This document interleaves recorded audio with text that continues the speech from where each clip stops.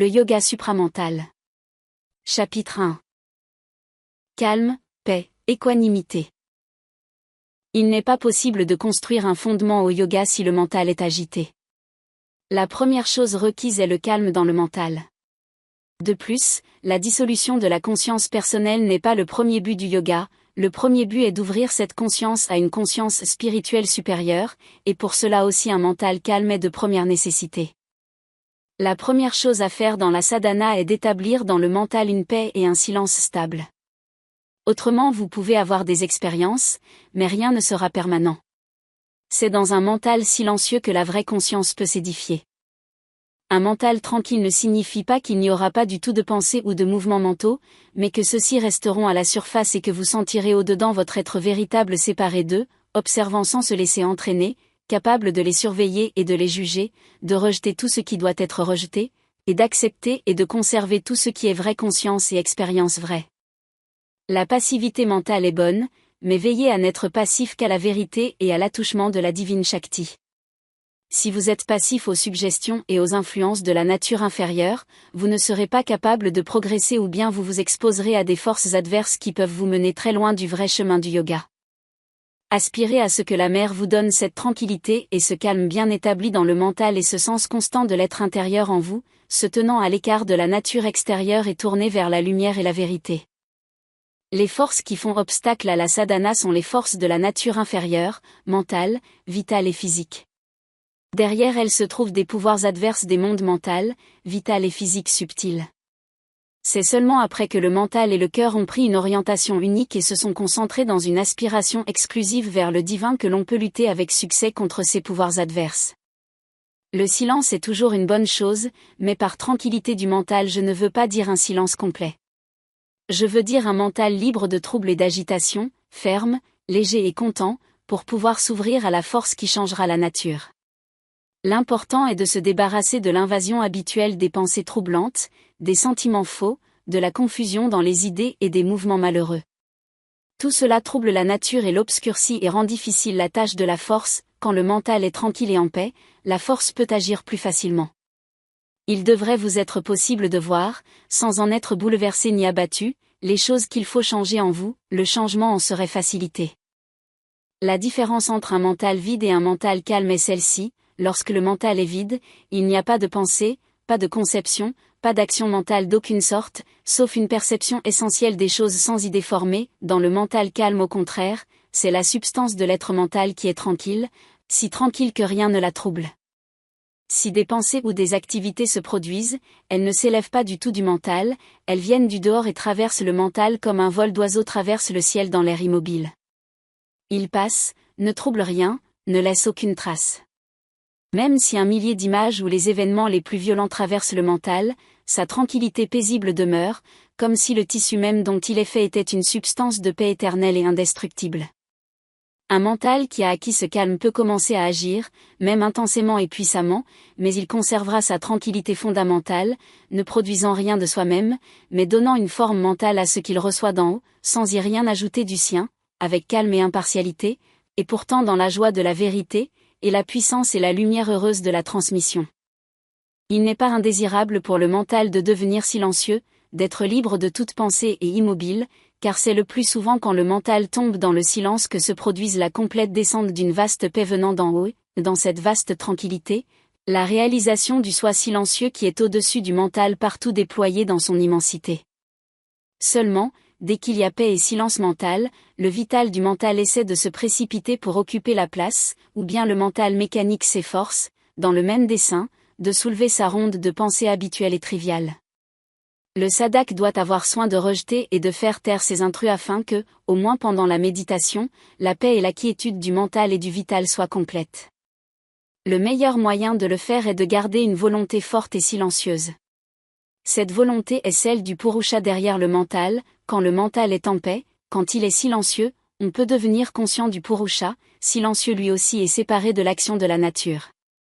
Être calme, ferme, établi dans l'esprit, dhirasthira, avoir cette quiétude du mental, cette séparation du purusha intérieur et de la prakriti extérieure, cela est très utile, presque indispensable. On ne peut pas être ainsi calme et fixé dans l'esprit tant que l'être est soumis au tourbillon des pensées ou au tumulte des mouvements vitaux. S'en détacher, s'en retirer, les sentir séparés de soi est indispensable. Pour découvrir la vraie individualité et l'ériger dans la nature, deux choses sont nécessaires. D'abord, la conscience de son propre être psychique derrière le cœur, et ensuite, cette séparation du Purusha et de la Prakriti. Car le véritable individu est derrière, voilé par les activités de la nature extérieure. Une grande vague, ou mer, de calme et la constante conscience d'une vaste et lumineuse réalité, tel est précisément le caractère de la réalisation fondamentale de la vérité suprême dans son premier contact avec le mental et l'âme. On ne peut pas demander un meilleur commencement ni un meilleur fondement, c'est comme un roc sur lequel le reste peut être bâti. Cela signifie certainement, non seulement une présence, mais la présence, et ce serait une grande erreur d'affaiblir l'expérience par un refus ou par quelque doute sur son caractère. Il n'est pas nécessaire de définir cette présence et l'on ne devrait même pas essayer d'en former une image, car elle est infinie dans sa nature. Quoi que ce soit d'elle-même qu'elle ait à manifester ou à extérioriser, elle le fera inévitablement par son propre pouvoir, pourvu qu'il y ait acceptation continue. Il est tout à fait vrai que c'est une grâce qui est envoyée, et la seule manière de répondre à une telle grâce est de l'accepter avec gratitude, en se gardant ouvert, de laisser le pouvoir qui a touché la conscience développer dans l'être ce qui doit y être développé. La transformation totale de la nature ne peut se faire en un instant, elle prend nécessairement longtemps et procède par étapes. L'expérience actuelle est seulement une initiation, une base pour la nouvelle conscience dans laquelle cette transformation deviendra possible. La spontanéité automatique de l'expérience devrait d'elle-même montrer qu'il n'y a là aucune construction du mental, de la volonté ou des émotions, elle vient d'une vérité qui est au-delà d'eux. Très certainement, le rejet des doutes implique la maîtrise des pensées. Mais la maîtrise de nos propres pensées est aussi nécessaire que la maîtrise de nos passions et de nos désirs vitaux ou celle des mouvements de notre corps pour le yoga, et aussi en dehors du yoga. On n'est même pas un être mental pleinement développé si l'on ne domine par ses pensées et si l'on n'est pas leur témoin, leur juge et leur maître, le Purusha mental, Manomaya Purusha, Sakshi, Hanumanta, Ishvara. Il ne sied pas davantage au mental d'être la balle de tennis de pensée déréglée et impossible à maîtriser, que d'être un vaisseau sans gouvernail dans l'orage des désirs et des passions, ou un esclave, soit de l'inertie, soit des impulsions du corps. Je sais que c'est plus difficile, car l'homme, étant avant tout une créature de la prakriti mentale, s'identifie avec les mouvements de son mental et ne peut pas subitement se dissocier et se tenir à l'abri des tourbillons et des remous de la tempête mentale. Il lui est relativement facile de maîtriser son corps, au moins pour une certaine partie de ses mouvements. Il est moins facile, mais encore très possible, d'acquérir par une lutte, une maîtrise mentale de ses impulsions et de ses désirs vitaux, mais s'asseoir au-dessus du tourbillon de ses pensées, comme le yoga tantrique sur la rivière, est moins facile. Néanmoins, cela se peut. Tous les hommes mentalement développés, ceux qui sont au-dessus du commun, doivent d'une façon ou d'une autre, tout au moins pendant un certain temps et pour certains desseins, séparer les deux parties du mental, la partie active qui est une fabrique de pensée, et la partie calme et maîtresse qui est à la fois un témoin et une volonté, observant, jugeant, rejetant, éliminant ou acceptant les pensées, imposant les corrections et les changements, le maître dans la maison du mental, capable de l'empire sur soi, Samrajya. Le yoga va encore plus loin. Dans ce domaine il n'est pas seulement le maître, mais tout en demeurant d'une certaine manière dans le mental, il le dépasse pour ainsi dire, et se tient au-dessus, ou complètement en arrière, et libre. Pour lui l'image de la fabrique de pensée n'est plus tout à fait valable, car il voit que les pensées nous viennent du dehors, du mental universel ou de la nature universelle, parfois formées et distinctes, parfois informes et dans ce cas elles sont façonnées quelque part en nous. La principale occupation de notre mental consiste à répondre soit par un accueil favorable, soit par un refus à ces vagues de pensée, aussi bien qu'aux vagues vitales et aux vagues d'énergie du physique subtil, ou encore à façonner en forme mentale personnelle la substance des pensées, ou des mouvements vitaux, de la nature force environnante. Les possibilités de l'être mental ne sont pas limitées, il peut être le libre témoin et le maître dans sa propre maison. La liberté progressive et l'empire sur son mental sont parfaitement dans les moyens de quiconque possède la foi et la volonté d'entreprendre cette conquête.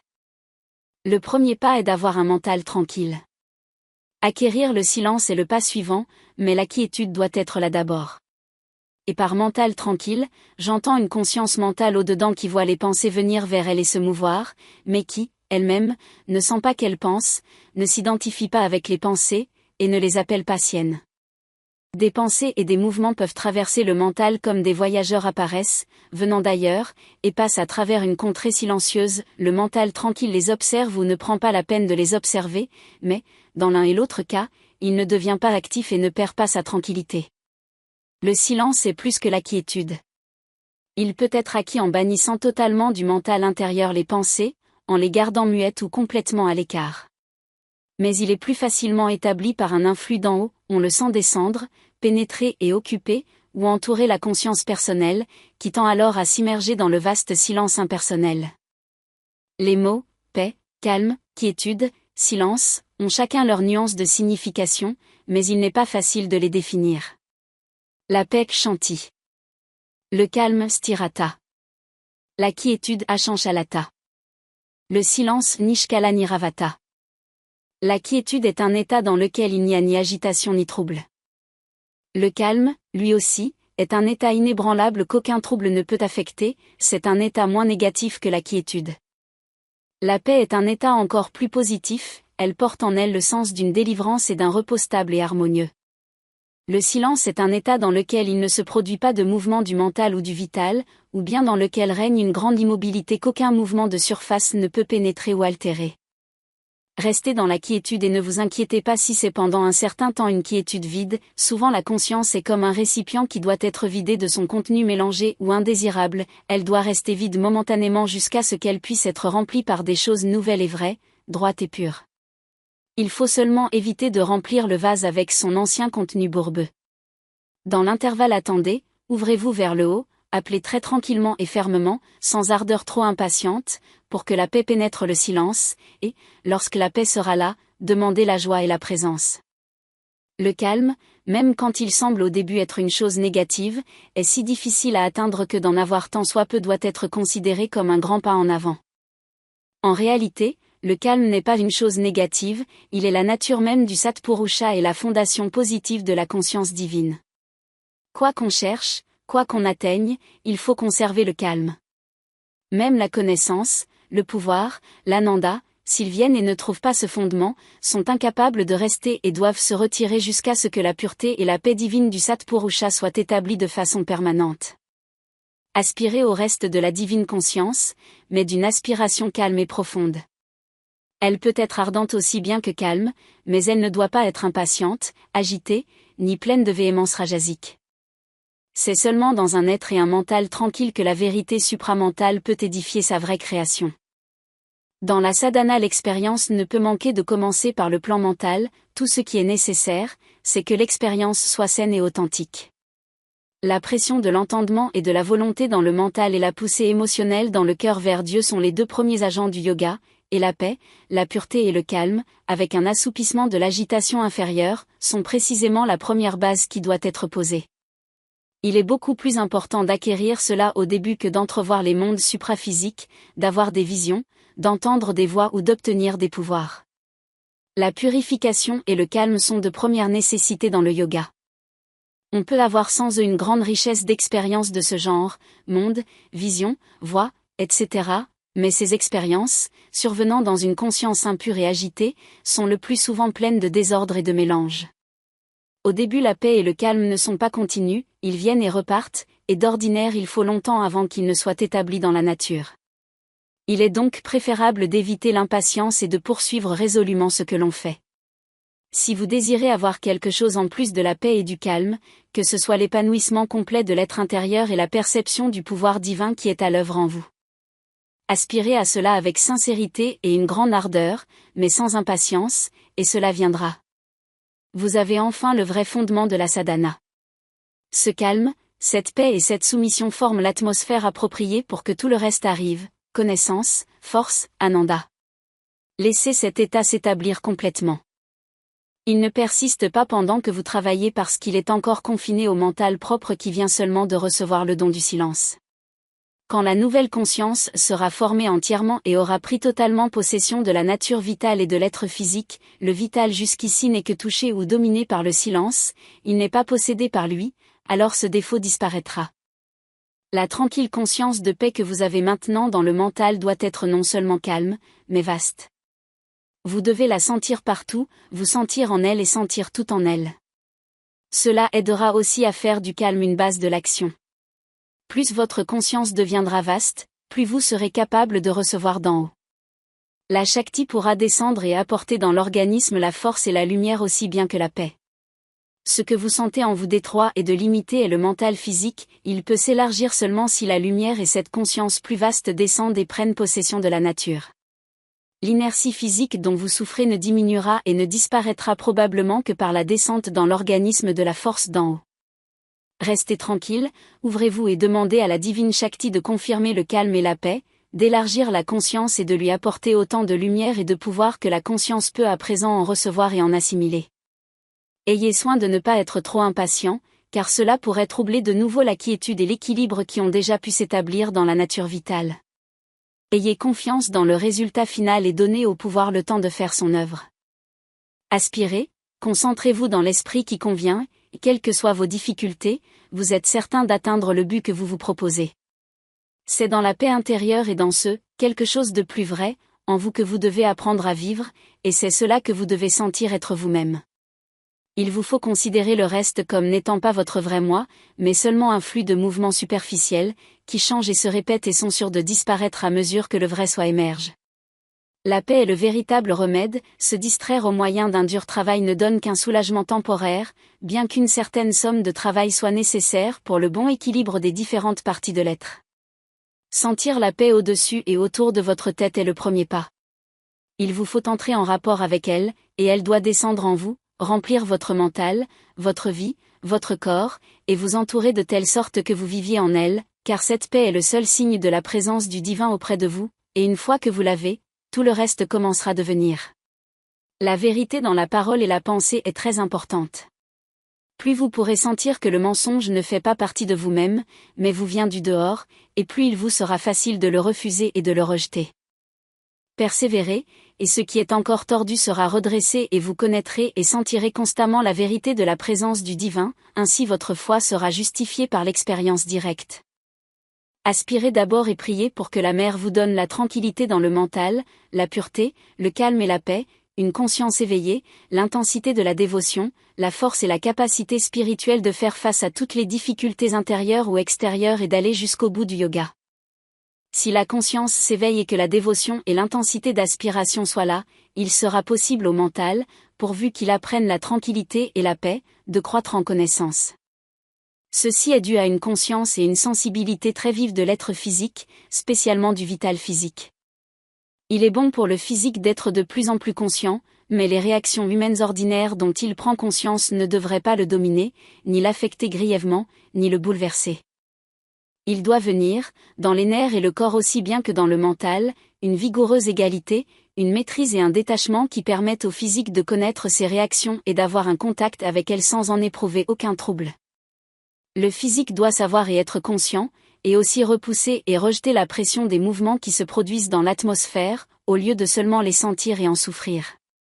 Reconnaître ses faiblesses et ses faux mouvements, et s'en retirer est le chemin qui mène à la libération.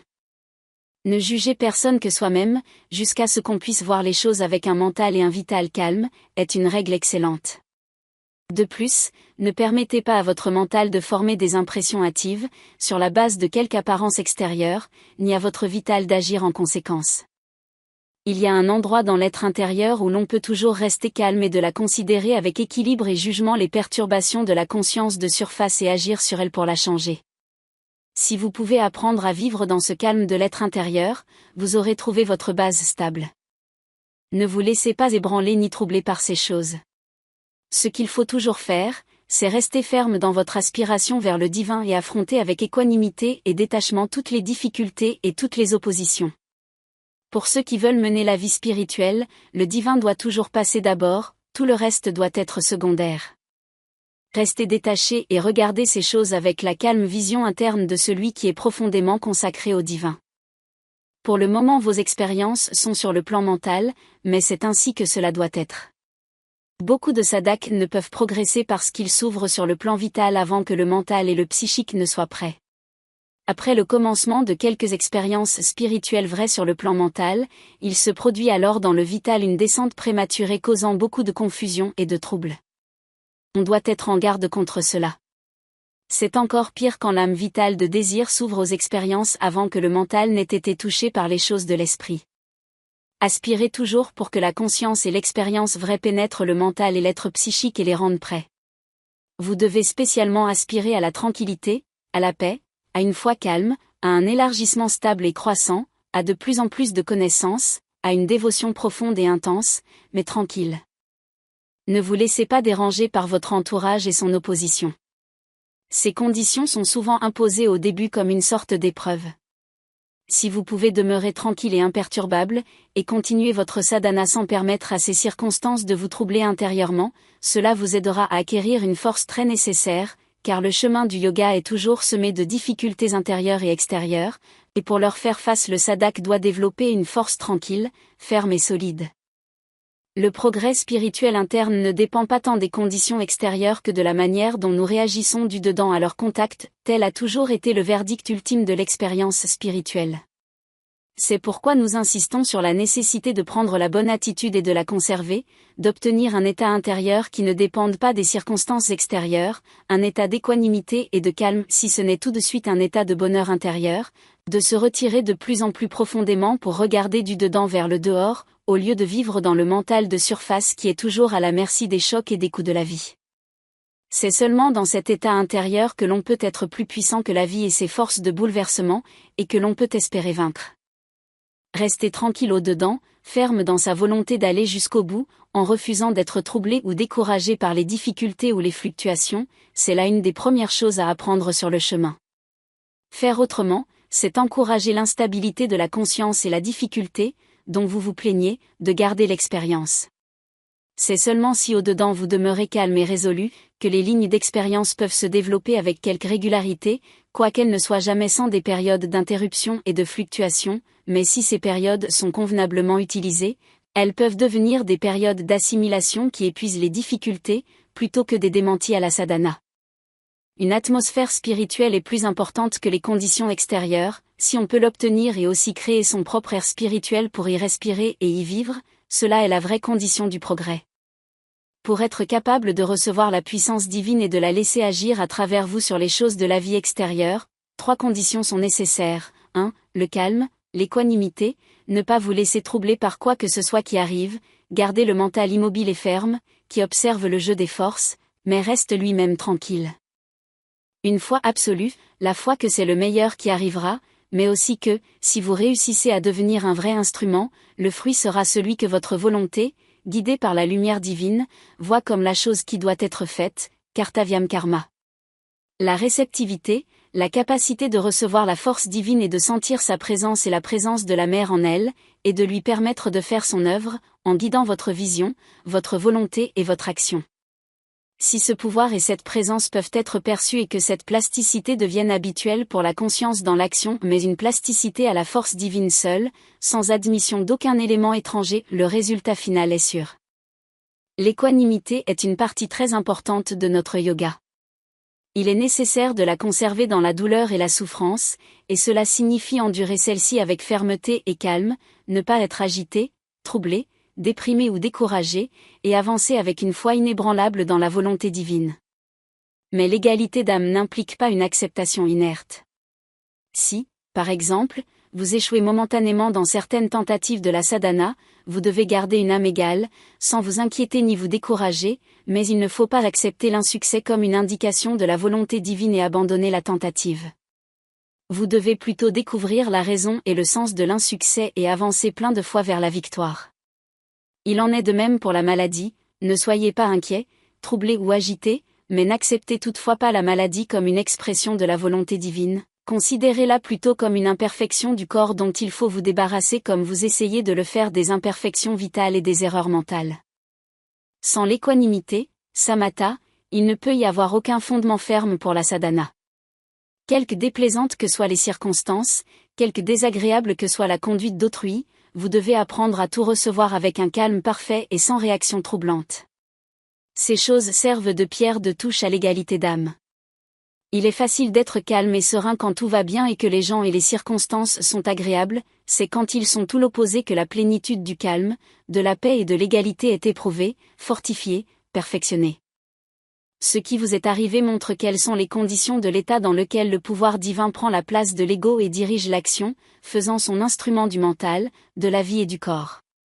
Un silence réceptif du mental, un effacement de l'ego mental, la réduction de l'être mental à la position de témoin, un contact intime avec le pouvoir divin et une ouverture de l'être à cette influence et à nul autre, telles sont les conditions requises pour devenir un instrument du divin, mu par lui et par lui seul.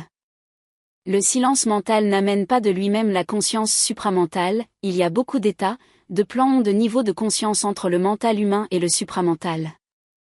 Le silence ouvre le mental et le reste de l'être à des choses plus grandes, quelquefois à la conscience cosmique, quelquefois à l'expérience du soi silencieux, quelquefois à celle de la présence ou de la puissance du divin, quelquefois à une conscience plus haute que celle du mental humain. Le silence mental est la condition la plus favorable pour que se produise l'une quelconque de ces expériences. Dans notre yoga, c'est la meilleure condition, mais non pas la seule, pour que le pouvoir divin descende, d'abord sur la conscience individuelle, puis en elle, afin d'y faire son œuvre pour transformer cette conscience, lui donner les expériences nécessaires, changer sa façon de voir et tous ses mouvements, et la conduire d'étape en étape jusqu'à ce qu'elle soit prête pour la dernière transformation, la supramentale. L'expérience de la sensation d'un bloc solide indique la descente d'une force et d'une paix substantielle dans l'être extérieur, et surtout dans le vital physique. C'est toujours cela qui est le fondement, la base stable sur laquelle tout le reste, ananda, lumière, connaissance, bhakti, peut ensuite descendre, s'appuyer ou jouer en sécurité.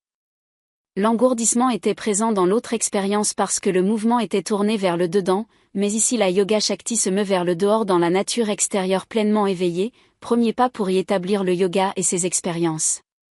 Aussi n'y a-t-il pas cet engourdissement qui était le signe de la conscience tendant à se retirer des parties extérieures. Souvenez-vous d'abord que la première condition d'une sadhana sans danger est la tranquillité intérieure résultant de la purification d'un mental et d'un vital agité. Souvenez-vous ensuite que de sentir la présence de la mer pendant qu'on agit extérieurement est déjà un grand pas qui ne peut être fait sans un progrès intérieur considérable.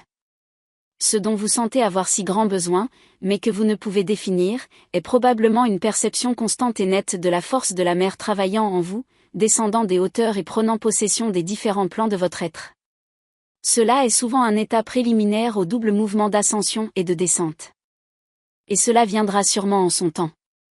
Ces choses peuvent prendre longtemps avant de commencer d'une façon visible, surtout quand le mental est très actif à l'ordinaire et n'a pas l'habitude du silence.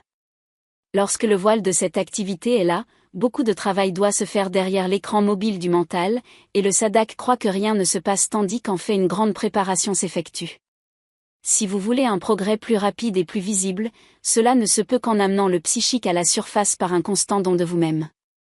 Aspirez intensément, mais sans impatience. Une vitalité, un mental et un corps fort sont nécessaires dans la sadhana. On doit tout spécialement prendre des mesures pour rejeter le tama et pour apporter la vigueur et la force dans le cadre de la nature. La voie du yoga doit être une chose vivante et non un principe mental ou une méthode fixe à quoi l'on s'accroche en dépit de toutes les variations qui seraient nécessaires. Ne pas être troublé, demeurer tranquille et confiant est la vraie attitude, mais il est nécessaire aussi de recevoir l'aide de la mère, sous aucun prétexte il ne faut se soustraire à sa sollicitude.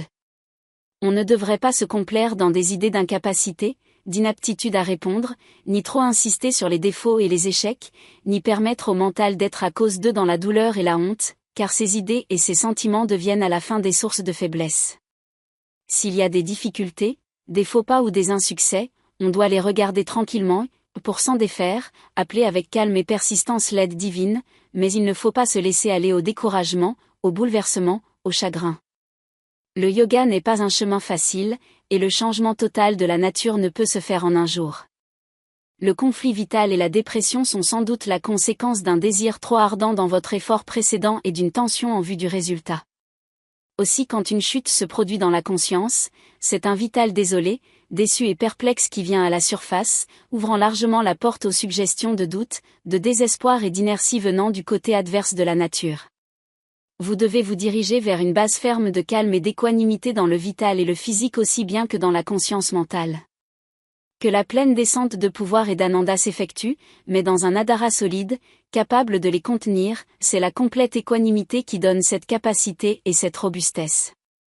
Le calme et l'ampleur sont le fondement de la conscience yogique et la meilleure condition pour la croissance et l'expérience interne. Si un vaste calme peut être établi dans la conscience physique, occupant et remplissant le corps lui-même et toutes ses cellules, cela peut devenir la base de sa transformation. En fait, sans ce calme et cette ampleur, la transformation n'est guère possible. C'est le but de la sadhana que la conscience s'élève hors du corps et se fixe au-dessus, se déployant en extension partout, sans être limitée au corps. Ainsi libéré, on s'ouvre à tout ce qui est au-dessus de cette position, au-dessus du mental ordinaire, on y reçoit tout ce qui descend des hauteurs, on observe tout ce qui est au-dessous. Il est alors possible d'être, en toute liberté, le témoin de ce qui est plus bas et de le maîtriser, de recevoir et de transmettre ce qui descend et s'impose au corps, afin de préparer celui-ci à être l'instrument d'une plus haute manifestation et de le transformer en une nature et une conscience supérieure. Ce qui vous arrive est un essai de la conscience de se fixer dans cette libération. Quand on est dans cette position plus haute, on y trouve la liberté du soi, le vaste silence et le calme immuable, mais ce calme doit être amené aussi dans le corps, dans tous les plans inférieurs, et y être instauré comme se tenant en arrière de tous les mouvements et les contenant. Si votre conscience s'élève au-dessus de la tête, cela signifie qu'elle monte au-delà du mental ordinaire vers le centre plus haut qui reçoit la conscience supérieure, ou bien vers les degrés ascendants de cette conscience supérieure elle-même. Le premier résultat est le silence et la paix du soi qui forment la base de la conscience supérieure, celle-ci peut ensuite descendre dans les plans inférieurs et dans le corps lui-même. La lumière et la force peuvent aussi descendre. Le nombril et les centres au-dessous de lui sont ceux du vital et du physique, quelque chose de la force supérieure peut être descendu en eux.